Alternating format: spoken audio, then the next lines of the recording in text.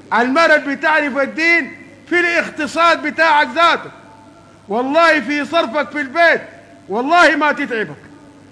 لما تجي تشيل الدقيق داير تعجن، دخلت يدها جوا الدقيق بتقول بسم الله، وتخد كبة المويه بتقول بسم الله، بدأت تعجن تقول بسم الله، أول ما قدرت ترمي القراصة تقول بسم الله. الشيطان ما عنده نصيب منها، ما ياكل منها. لكن لو أخذت واحدة فاجر أول ما تدخل يدها في الدقيق تقول لك سافر ما كلمني وبيته جنب بيتنا والله وتغني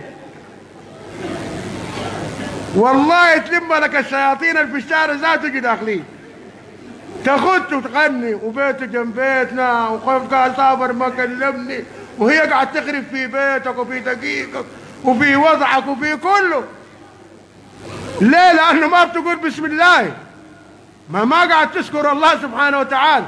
عشان كده الشيطان يا إخوان يأكل أي أكل ما ذكر فيه اسم الله سبحانه وتعالى، الشيطان عنده نصيب فيه، يأكل النص بالنص، اللقمة باللقمة، كله يأكل معاك.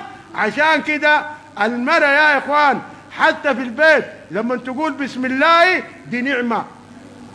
المرأة في البيت لما تكون كريمة والله يتوسع عليك باب الرزق، والله ربنا يفتح لك أبواب الرزق.